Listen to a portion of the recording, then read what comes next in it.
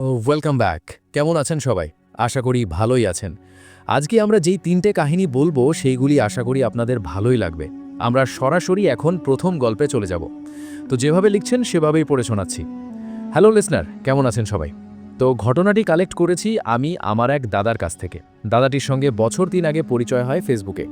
ঘটনাটি লিখছি তার ভাষ্য অনুযায়ী। আমার নাম আরিফুল ইসলাম। ২০২১ সালে আমি একটি প্রাইভেট মাইনিং কোম্পানিতে কাজ করতাম।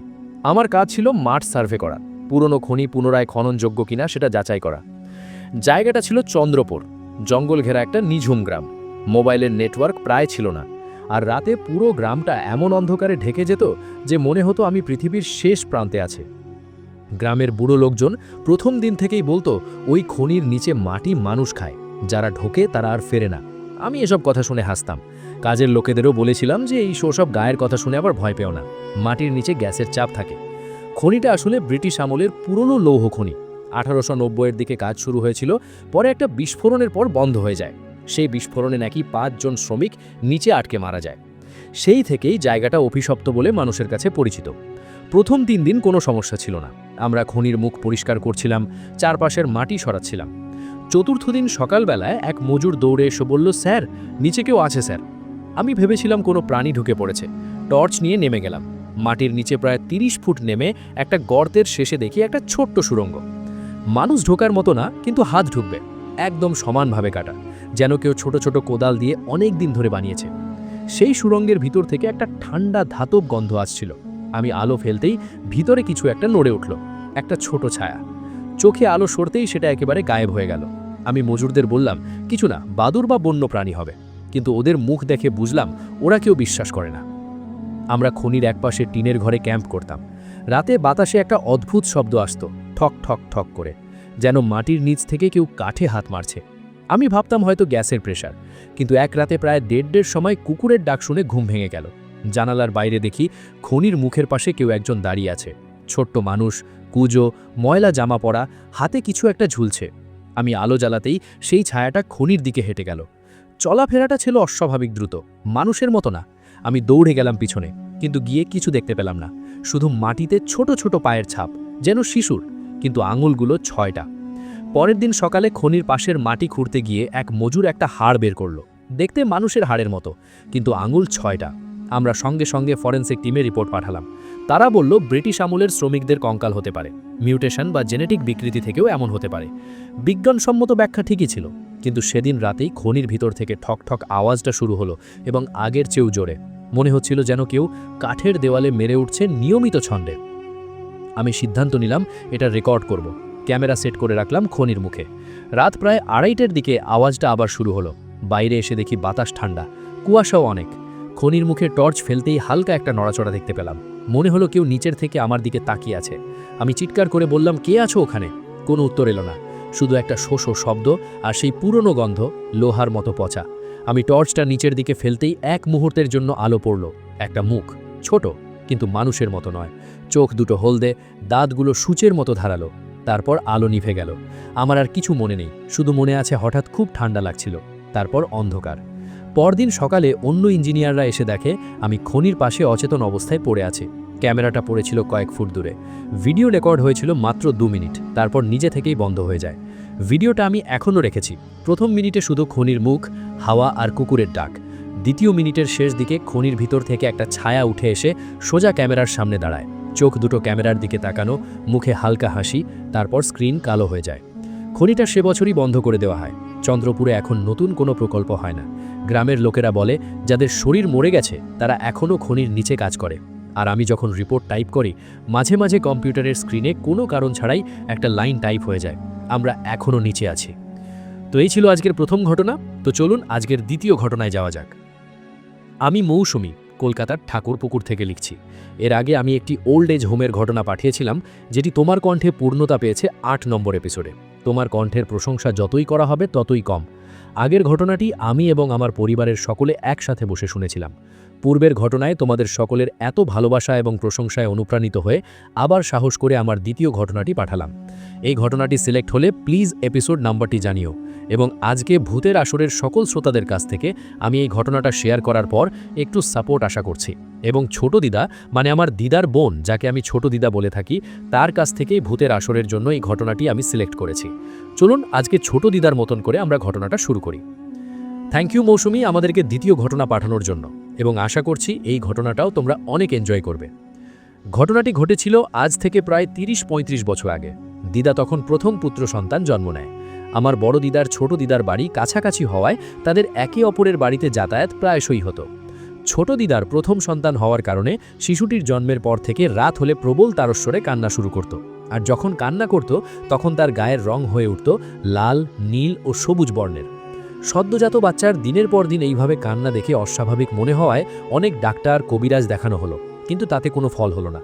পরে এক প্রতিবেশীর পরামর্শে আমার বড় দিদা, বড় মা এবং ছোট দিদা মিলে শিশুটিকে নিয়ে যায় ওঝার কাছে। ওঝার কাছে বাচ্চাটিকে নিয়ে যাওয়ার পর সেই ওঝা জানায় ছোট দিদার গর্ভাবস্থায় নাকি খারাপ হাওয়া লেগেছিল। আমার ছোট দিদা সবসময় ঘরে থাকতে পছন্দ করত না, তাই গর্ভাবস্থা থাকাকালীন দাদু কাজে চলে যাওয়ার পর বাড়িতে একা থাকায় সে রোজই ঘরের সব কাজ সেরে নিয়ে ফাঁকা হয়ে একটু এদিক ওদিক ঘুরে বেড়াতো। তো এই ঘটনা ঘটা কিছু অস্বাভাবিক ছিল না। কথায় আছে হাওয়া বাতাসের মধ্যে ভূত প্রেত চলাচল করে, গর্ভাবস্থায় অপশক্তির নজর আরও বেশি পড়ে। সেইভাবেই কোনো এক প্রেতের প্রভাব পড়েছিল তার ও তার সন্তানের ওপর। জন্মের পর থেকেই শিশুটির সাথে এমন ঘটছে। ওঝা বলল, তোমরা আসতে অনেক দেরি করে ফেলেছ, এই বাচ্চাটির বেঁচে থাকার আশা খুবই কম। তবু তোমাদের 21 দিন সময় দিচ্ছি, যদি 21 দিন পেরিয়ে যায় তবে বুঝবে বিপদ কেটে গেছে। এরপর সে ওঝা কিছু কার পড়া এবং জল পড়া দিয়েছিল বাচ্চাটির জন্য, এবং কিছু নিয়ম বলে দিয়েছিল। তারপর থেকে ওঝার কথা মতো সমস্ত নিয়ম মেনে চলা হয়। এরপর থেকে রাত হলেই বাচ্চাটির সেই অস্বাভাবিক কান্নার ঘটনা আর ঘটে না। এদিকে সবাই একটু চিন্তামুক্ত হয়। তারপর 20 দিন কোনো অসুবিধা ছাড়াই কেটে গেল। 21 দিনের সকালটাও ঠিকঠাকই কাটল। রাত পোয়ালেই কখন 21 দিন সম্পূর্ণ হবে সবাই সেই অপেক্ষায়। তবু এতদিন কোনো অসুবিধা না থাকায় সবাই ভাবল বিপদ হয়তো কেটে গেছে। সন্ধেবেলায় দাদু কাজ থেকে ফেরার পথে দেখতে পেল বাজারে বেশ ভালো মাছ বিক্রি হচ্ছে। দাদু ছিল খামখেয়ালি প্রকৃতির মানুষ, তিনি এত নিয়মকানুন মানতেন না। বাজার থেকে বেশ কয়েকটা ভালো মাছ কিনে সে তার সাইকেলে চেপে বাড়ির পথে রওনা দিল। দিনটা ছিল শনিবার। তখন পথঘাট এখনকার মতো এত আলোকিত নয়, গাছপালায় ঘেরা অন্ধকারে এবড়ো খেবড়ো রাস্তা দিয়ে এগিয়ে চলেছে। আমার দাদুর নাম ছিল বিজয়। হঠাৎ পথের মাঝে পিছন থেকে কে যেন তার নাম ধরে ডাকল, এই বিজয়, এই বিজয়, দাঁড়া, আমার সঙ্গে নিয়ে যা। অন্ধকারের মধ্যে লোকটির মুখ ভালোভাবে দেখা গেল না, কিন্তু গলার আওয়াজ শুনে দাদুর মনে হলো তার এক বন্ধুর কথা। দাদু তাকে তার বন্ধু ভেবে সাইকেলে উঠে বসতে বলল। এবার তারা দুজনে সাইকেল চেপে এগিয়ে চলল সামনের দিকে। কিছুটা পথ অতিক্রম করতে না করতেই অন্ধকারে পথের মাঝে এক পাথরের সাথে সাইকেলের চাকা ধাক্কা খায় এবং সাইকেল সহ দাদু পড়ে যান মাটিতে। দাদুর সাথে থাকা মাছের প্যাকেটটা ছিঁড়ে গিয়ে মাছগুলো মাটিতে ছড়িয়ে পড়ে। দাদু পায়ে ব্যথা অনুভব করে, তার পায়ের হাঁটুর কাছে কিছুটা অংশ ছিলে গিয়ে রক্ত ঝরছে। এরপর দাদু আর দাদুর বন্ধু নিজেদের সামলে উঠে দাঁড়ালো, কিন্তু পরক্ষণেই দাদু দেখতে পেল তার পাশে আর কেউ নেই, তার বন্ধুটি চলে গেছে। এই কথা ভেবেই সে একাই মাছগুলো কোনো রকমে ছেঁড়া প্যাকেটে বেঁধে তার সাথে করে সাইকেলে চেপে আবার বাড়ি রওনা হলো। তখন সন্ধে পেরিয়ে রাত হয়েছে। পথে আস্তে আস্তে দাদুর পেটে হঠাৎ করে চাপ পড়ল। দাদু কোনো রকমে বাড়ির উঠোন পেরিয়ে বারান্দায় মাছগুলো রেখে ছোট দিদাকে ডেকে বাথরুমের দিকে চলে গেলেন। তখনকার দিনে ঘরের বাইরে উঠোন পেরিয়ে কিছুটা দূরে বেশিরভাগ বাড়ির বাথরুম থাকত। সেই সময়ে ছোট দিদা শিশুটিকে ঘুম পাড়িয়েছে এবং বড় মাও তখন সারাদিনের ক্লান্তিতে ঘুমিয়ে পড়েছে। ছোট দিদা তাই আর বড় মাকে না ডেকে একাই উঠোনে গিয়ে মাছগুলো কাটতে লাগলো। কিছুক্ষণ পর হঠাৎ ঘরের ভিতর থেকে শোনা গেল শিশুটার কান্না।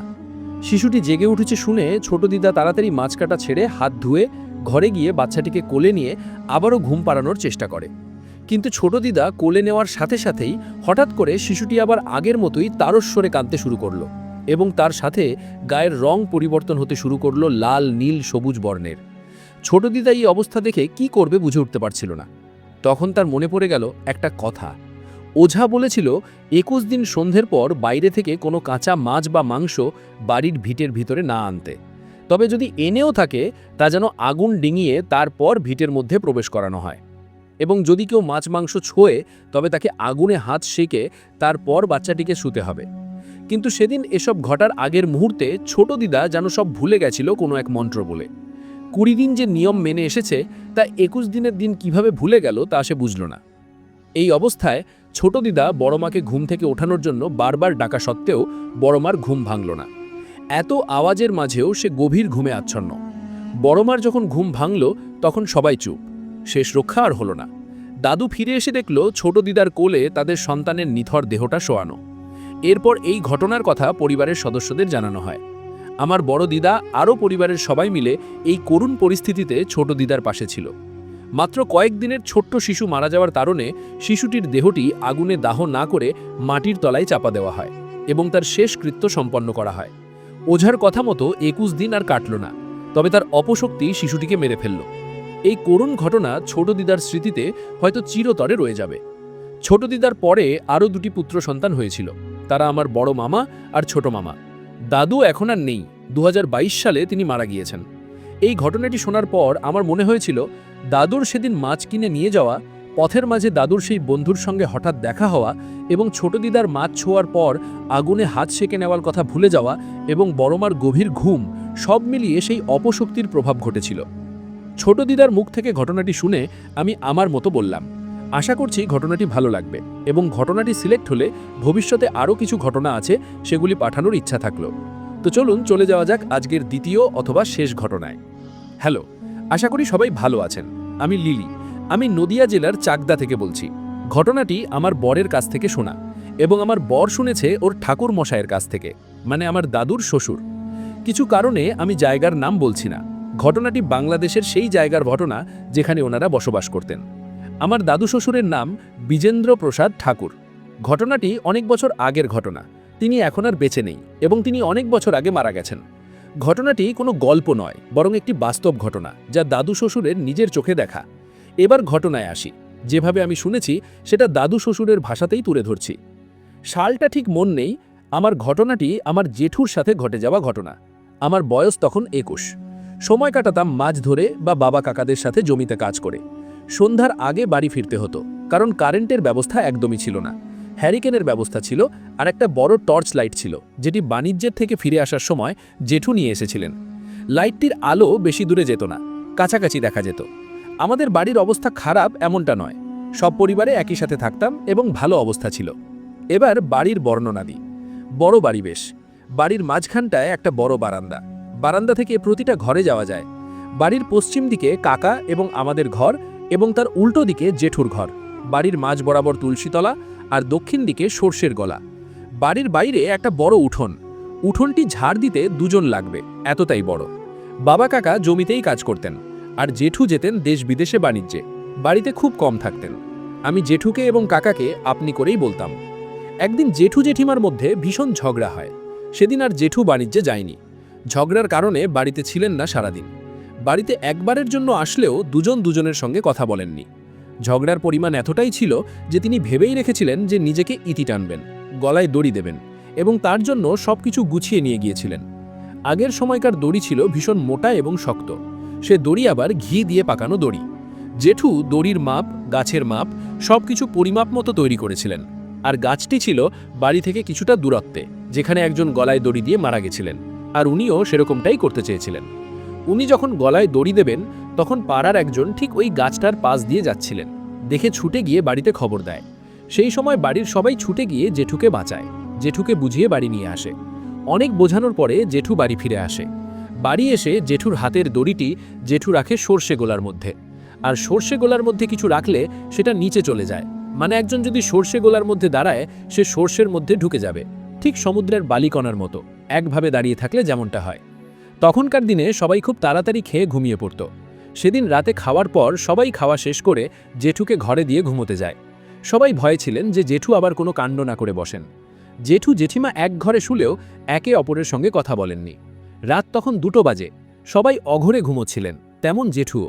হঠাৎ করে জেঠু শুনতে পায় কেউ ওনাকে নাম ধরে ডাকছে বাইরে থেকে। প্রথমে উনি এতটাও পাত্তা দেননি, দ্বিতীয়বারও পাত্তা দেননি, তৃতীয়বারও পাত্তা দেননি। প্রথম 3টি ডাক জেঠু শুধু শুনতে পেয়েছিলেন। চতুর্থবারের ডাক বাড়ির সবাই শুনতে পায়। ডাকটি যে থেমে গেছে তা নয়, অনেকক্ষণ পর পর নাম ধরে ডাকছে, আর সেটা শুধু জেঠুর নাম ধরেই ডাকছে, বিজেন্দ্র প্রসাদ। এই ঘটনায় জেঠিমা রেগে যান এবং বললেন যে দেখো তো এত রাতে কে এসেছে তোমাকে ডাকছে।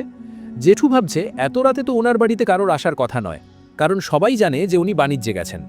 এবার জেঠুর একটু ভয় হতে শুরু করে। যে জেঠুর নাম ধরে এতক্ষণ কে ডাকছে। জেঠুর ডাক শোনার পর বাড়ির বাইরে বেরোননি দেখার জন্য। এরপর বারবার ডাক শোনার পর বাড়ির সবাই উঠে আসে। সবাই ঘরের বাইরে এসে দেখে কেউ নেই সেখানে। আবার যখন ডাক আসে তখনও বাড়ির বাইরে এসে সবাই দেখে কেউ নেই। সবাই ভাবলো হয়তো কেউ মজা করছে, কিন্তু এত রাতে মজা করবেই বা কে? বাড়ির সবার রাগও হচ্ছে, কিন্তু কেউ কোনো কারণ খুঁজে পাচ্ছে না। এরপর ডাকাটা একটু জোরে শুনতে লাগলো, জেঠুর নাম ধরে। বাড়ির মহিলারা জেঠুর চারপাশে ঘিরে দাঁড়ালেন। একটা সময় মনে হলো জেঠুর নাম ধরে যে ডাকছে সে বাড়ির বাইরে থেকে নয়, বরং বাড়ির ভিতর থেকে ডাকছে। সারা বাড়ি খোঁজাখুঁজি করা হলো, তারপরেও কেউ বুঝতে পারল না আওয়াজটা কোথা থেকে আসছে। তখন কাকার মনে হলো সরিষা গোলার মধ্যে হয়তো কেউ আছে।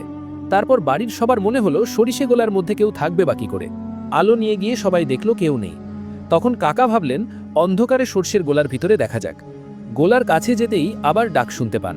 গোলার মধ্যে থেকে কেউ জেঠুকে ডাকছে এবং নিশ্চিত হয় এই গোলাতেই কেউ আছে। কাকা কিছুটা নেমে সর্ষের ভিতরে হাত দিয়ে দেখতে দেখতে হাতের কাছে বাঁধে সেই দড়িটি। কাকা দড়িটি আনার চেষ্টা করলেও দড়িটি উপরের দিকে আসে না। জেঠুকে বাদ দিয়ে সব পুরুষরা একই চেষ্টা করেন এবং বৃথা হন। এরপর জেঠু রেগে গিয়ে নিজে নামেন সর্ষে গোলার ভিতরে। জেঠু ছিলেন ভীষণ রাগী এবং চেতি। সর্ষে গোলায় নামার পরে দড়িটি যখন ওনার হাতে কোনোভাবে পিছিয়ে যায়, মনে হয় তখন তার যে অদৃশ্য কেউ ওনার হাতের দড়ি পেঁচিয়ে হ্যাচকা টান মেরে ভিতরে টানছে। জেঠু সর্ষেগুলার মধ্যে পড়ে যায়। এটা থেকে বাড়ির সব পুরুষরা মিলে ওনাকে দড়ি সহ সর্ষেগুলার বাইরে নিয়ে আসেন। পরে সঙ্গে সঙ্গে দড়িটিকে আগুনে পুড়িয়ে ফেলা হয়। সে রাতে ভয়ে আর কেউ ঘুমোয়নি। তান্ত্রিকের কাছে জানতে পারা যায় যে সেটি ছিল দড়ির ডাক। তান্ত্রিকের পরামর্শে সেই গাছটি কেটে ফেলা হয় যে গাছে জেঠু মরতে যাচ্ছিলেন। ওই গাছে আত্মহত্যা করা ব্যক্তির আত্মারই কাজ ছিল এটা। এই ছিল ঘটনা। অনেক কিছু ভুল আছে হয়তো, তারপরেও বললাম। তো এই ছিল আমাদের আজকের 2টা ঘটনা। আপনাদের কেমন লেগেছে সেটা অবশ্যই কমেন্ট করে জানাবেন। আজকের মতো বিদায় নিচ্ছি। সবাই ভালো থাকবেন। আল্লাহ হাফেজ।